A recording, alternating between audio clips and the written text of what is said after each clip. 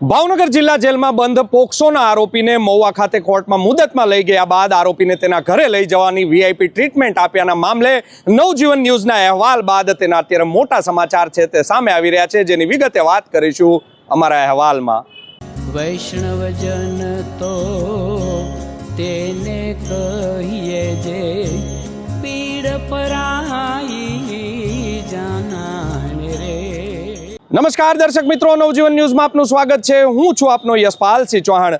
ભાવનગર જિલ્લા જેલમાં છેલ્લા લાંબા સમયથી બંધ ભાવનગર નહીં જે મહુવા તાલુકો આવેલો છે તેના નેસવડ ગામનો ચિરાગ ઉર્ફે મુન્નો જયેશ મકવાણા નામનો જે આરોપી છે તે છેલ્લા લાંબા સમયથી જેલમાં બંધ છે। અનેક ગુનાહિત ઇતિહાસ ધરાવતો આ ચિરાગ ઉર્ફે મુન્નો છે તેને લઈને હમણાં તાજેતરમાં જ એક સમાચાર છે તે નવજીવન ન્યૂઝ દ્વારા પ્રસિદ્ધ કરવામાં આવ્યા હતા, જેને લઈને પોલીસ દ્વારા પણ હવે નવજીવન ન્યૂઝના અહેવાલ બાદ તપાસનો ધમધમાટ શરૂ કરવામાં આવ્યો હતો। નવજીવન ન્યૂઝના અહેવાલના જે પડઘા પેડા છે જેને લઈને 2 કોન્સ્ટેબલ છે તેને અત્યારે સસ્પેન્ડ કરી દેવામાં આવ્યા છે।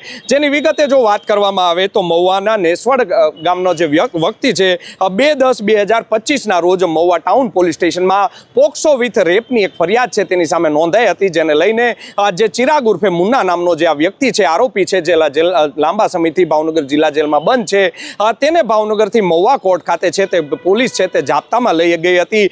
તે મામલે હવે મોટો ખુલાસો છે તે થયો છે। જાપ્તામાં લઈ ગયા બાદ મહુવા કોર્ટ ખાતેથી આ ચિરાગ ઉર્ફે મુન્નાને સીધો જ તેના ઘરે છે તે લઈ જવામાં આવ્યો હતો। તેની ઘરની બાજુમાં જ તેનું પોતાના ભાઈનું કારખાનું આવેલું છે। આ કારખાની અંદર છે તે વીઆઈપી ટ્રીટમેન્ટ છે તેને આપવામાં આવી હતી, બહારથી જમવાનું મંગાવવામાં આવ્યું હતું। અમારા સૂત્રોનું જો માનવામાં આવે તો ચિરાગનો જે ભાઈ છે તે પણ અનેક ગુનાહિત ઇતિહાસ ધરાવે છે। થોડા વર્ષો પહેલા જ મહુવાના ગાંધીબાગ ખાતે પોલીસ ઉપર ધડાધડ ફાયરિંગ તેણે કર્યું હતું અને મહુવાનો નામચીન ગણાતા બંને જે ભાઈઓ છે તેની ઉપર પોલીસ દ્વારા પણ હવે સકંજો છે તે કસવામાં આવ્યો છે। આ અહેવાલ જ્યારે નવજીવન ન્યૂઝ દ્વારા પ્રસિદ્ધ કરવામાં આવ્યો હતો ત્યારે સામે આવ્યું હતું કે ભાવનગર જેલ દ્વારા છે તે જાપ્તો ભાવનગર પોલીસ પાસે માંગવામાં આવ્યો હતો। ભાવનગર પાસે પોલીસનો સ્ટાફ પૂરતો ન હોય, જેને લઈને ભાવનગર પોલીસ દ્વારા છે તે બોટાદ પોલીસ પાસેથી જાપ્તો માંગવાનો આવ્યો હતો અને બોટાદ ટાઉન પોલીસ સ્ટેશનમાં ફરજ બજાવતા જે લોકરક્ષક જવાન છે હજુ 3 વર્ષ પહેલા જ આ બંને જવાનો છે તે નોકરીમાં જોડાયા છે। તે અશોક વલ્લભભાઈ મકવાણા તેમજ જયપાલ ગગજીભાઈ ચાવડા છે તે આ બંનેના તપાસમાં નામ છે તે ખુલ્યા હતા।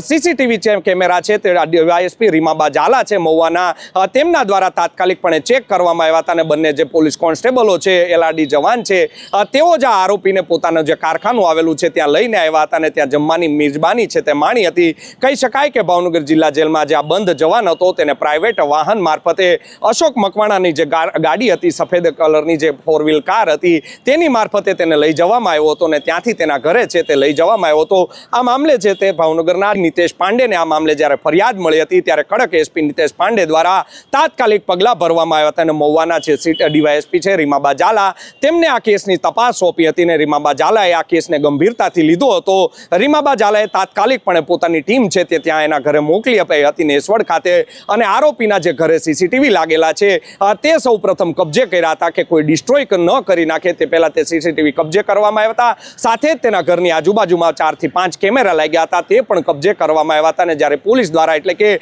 ડીવાયએસપી રીમાબા ઝાલા દ્વારા આ સીસીટીવી કેમેરા જોવામાં આવ્યા હતા ત્યારે તેમની પણ આંખો છે તે 4 થઈ ગઈ હતી કે પોલીસ જવાનો જ આમાં સાથે સંડોવાયેલા હતા।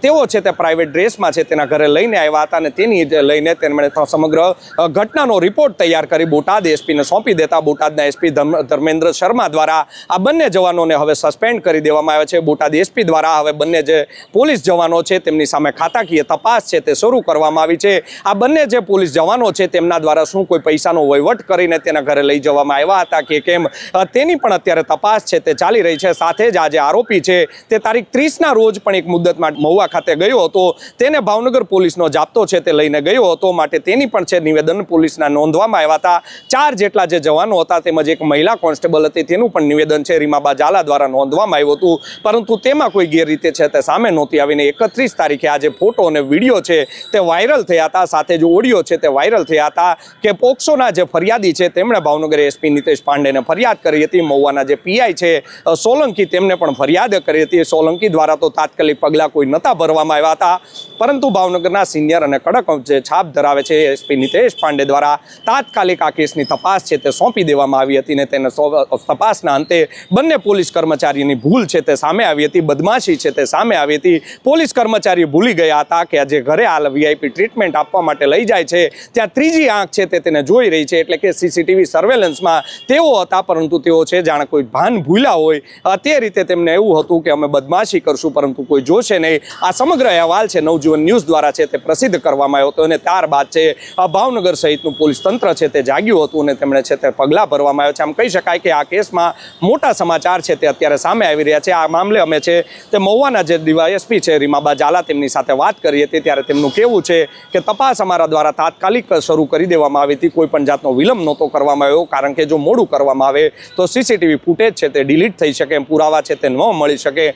માટે તમામ સૌ પ્રથમ સીસીટીવી છે તે અમને મળ્યા છે. સીસીટીવી મળ્યા બાદ તમામ પોલીસ જવાનો છે તેમના નિવેદન નોંધવામાં આવ્યા છે. ભાવનગર જિલ્લા જેલના જેલર છે, કર્મચારીઓ છે, તેમના પણ નિવેદન છે તે નોંધવામાં આવ્યા છે. તેના સીસીટીવી પણ છે તે કબજે કરવામાં આવ્યા છે અને તેની દ્વારા અત્યારે તપાસ છે તેનો ધમધમાટ હવે શરૂ થઈ ગયો છે. સાથે જ મહુવા વાસીઓ છે તેમાં પણ એક ખુશીની લહેર મચેલી છે, કારણ કે આ જે બંને ભાઈઓ હતા, નામચીન જે ગુંડાઓ છે તે મહુવામાં છે તે એટલો કુખ્યાત બની ગયા હતા કે લોકો તેની સામે નિવેદન આપતા પણ બીવે છે. મહુવા પંથકનું જે આ નેસવડ ગામ આવેલું છે તેમજ મહુવામાં તેનો ખૂબ જ ભારે છે તેની દાદાગીરી હોય તેવું પણ અત્યારે મહુવાના લોકો કહી રહ્યા છે. મહુવાના લોકોએ ભાવનગરના એસપી નિતેશ પાંડેને પણ એવી અરજીઓ પણ કરેલી છે, તેમને આજીજી પણ કરી છે, તેમને વિનંતી પણ કરી છે કે આ બંને ભાઈઓનો જે ત્રાસ છે મહુવામાં તેને નાથવામાં આવે, કારણ કે બંને ભાઈઓનો ખૂબ જ ત્રાસ છે તે વધી ગયો છે. આ રીતે જો જેલમાં બંધ હોય ને તેના ઘરે આવતા હોય ને તેઓ દેખાડતા હતા કે જો હું ગમે એ ગુનામાં હોઉં તો પણ હું મારા ઘરે આવી શકું છું. આમ ભાવનગર એસપી નિતેશ પાંડે તેમજ મહુવાના જે ડીવાયએસપી છે રીમાબા ઝાલા દ્વારા આ ચિરાગ ઉર્ફે મુન્નો છે તેને તેની હેસિયત બતાવી દીધી હતી. તેની તપાસમાં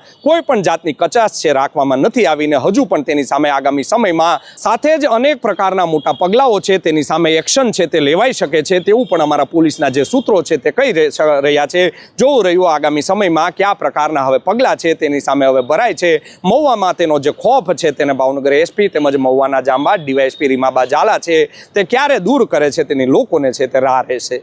આ જ પ્રકારના સમાચાર જો આપને પસંદ આવતા હોય તો અમારી નવજીવન ન્યૂઝની ચેનલને લાઇક, શેર અને સબસ્ક્રાઇબ કરવાનું ભૂલતા નહીં. યશપાલસિંહ ચૌહાણ, નવજીવન ન્યૂઝ, ભાવનગર.